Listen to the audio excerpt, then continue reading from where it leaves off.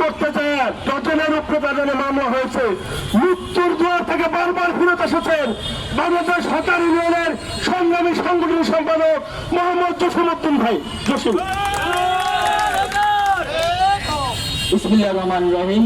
Bangladesh hawker union কর্তৃক আয়োজিত hawker উচ্ছেদ প্রতিবাদে আজকের এই সমাবেশের সংগ্রামী সভাপতি বাংলাদেশ হকার ইউনিয়নের সংগ্রামী সভাপতি জনাব আব্দুল হাসান কবির, সংগ্রামী সাধারণ সম্পাদক জনাব হযরত আলী, বাংলাদেশ হকার ইউনিয়নের সংগ্রামী উপদেষ্টা কংগ্রেস চলি তালুকদার সহ বাংলাদেশ হকার ইউনিয়নের সকল কেন্দ্রীয় কমিটির নেতৃবৃন্দ, পলাশ কামরতি, শেখ আবুল কালাম আজাদ এবং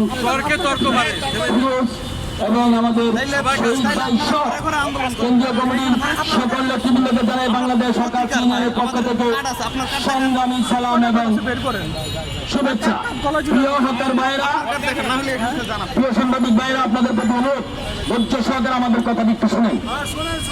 আমরা বলতে চাচ্ছি বাংলাদেশ হকার ইউনিয়ন গত ফ্যাসিস্ট সরকার, যেই সরকার বাংলাদেশের জনগণকে রেখে এই দেশ থেকে পালিয়ে গিয়েছে, তার বিরুদ্ধে আন্দোলন করেছিলাম এবং জেনে কোনো আন্দোলন করি নাই। প্রধানমন্ত্রীর কার্যালয় ঘেরাও করেছিলাম, হকারদের পুনর্বাসন করা ছাড়া উচ্ছেদ করা যাবে না এই দাবি নিয়ে। স্বরাষ্ট্রমন্ত্রীকে ঘেরাও করেছিলাম, পররাষ্ট্রমন্ত্রীকে ঘেরাও করেছিলাম, রাষ্ট্রপতিকে রমজান মাসে প্রথম রমজান ইফতার করতে দেই নাই।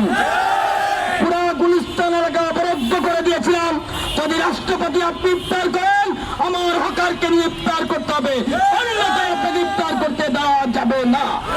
আমি কিন্তু সেই যোদ্ধা, জুলাই আন্দোলনে আমার ৫ জন হকার জীবন দিয়েছে। এই ৫ জন হকারদের পরিবারের ভাগ্যে কিছু আসে না, তাদের পরিবাররা এখনো হাহাকার করছে। আমার নামে নাম জসিম গাজী, সারা শরীরে গুলিবিদ্ধ। যদি দেখতে চান আমার ফেসবুকে এখনো আছে, সে আমার একজন কর্মী।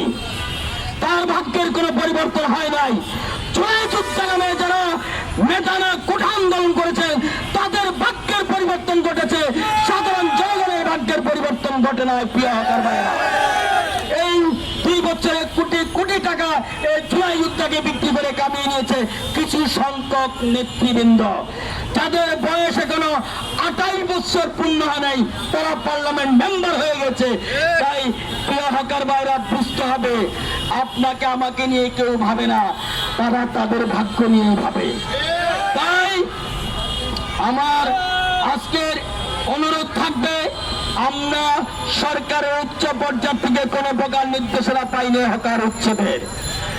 ডিসি ট্রাফিক ডিএমপি ওনারা 2 দিন আগে একটা নোটিশ দিয়েছে, 28, 29, 30 তারিখে 1 তারিখ থেকে হকারদের উচ্ছেদ করা অভিযান চলবে। তারা বলেছিল প্রথমে পর্যায়ে 5 তারিখ পর্যন্ত উচ্ছেদ অভিযান বলবৎ থাকবে। আমরা তাদের প্রতি সম্মান দেখিয়ে স্বেচ্ছায় আমাদের হকারদের মালামাল সরিয়ে নিয়েছি। তারপরে কিছু সংখ্যক হকার ঈদ ছুটিতে বাড়িতে গেছে, তারা জানতে পারে নাই, এসে তাদের মালামাল সময় সরাইতে দেয় ম্যাজিস্ট্রেট সহকারে এসে যে আপনার এই সব পণ্য এখান থেকে সরানোর জন্য 5 মিনিট অতিবাহিত হলে তার 5,000 10,000 টাকা জরিমানা, জেল, জুলুম, নির্যাতন শুরু হয়ে গেছে। 5 মিনিটে একটা লেবারও তো মাথায় বোঝাটা উড়ে দেয়, 5 মিনিট চলে যায়, তার মালগুলা কিভাবে সরায়, তাকে জেল, জুলুম, জরিমানা। আমরা আজকে 6 তারিখে আমরা আজকে একটি সামান্য কর্মসূচি, যে একটা বিক্ষোভ প্রতিবাদ মিছিল আমরা করব, সেই বিক্ষোভের অংশটা আমরা আজকে এখানে এসেছি।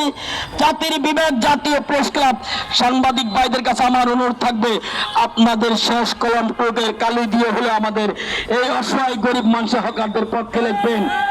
কারণ হচ্ছে জার্নালিস্ট শুধু আপনারা সকলে হন নাই, আমার সন্তানও ঢাকা ভার্সিটি, আপনি সিদ্ধেশ্বরী ভার্সিটিতে আমার বড় ছেলে পড়ে 3rd ইয়ারে অনার্স, আমার ছোট ছেলে ইন্টার পাস করেছে উইস থেকে, তাহলে আমি হকার হতে পারি, আমার ছেলেদেরকে অশিক্ষিত কিন্তু রাখি নাই। এরা যে আগামী দিনে জার্নালিস্ট হবে না, কিংবা স্বরাষ্ট্রমন্ত্রী, পররাষ্ট্রমন্ত্রী, প্রধানমন্ত্রী হবে না, এর কি নিশ্চয়তা দিতে পারেন? সাজ্জে সালামটা যদি এদেশের এমপি হতে পারে,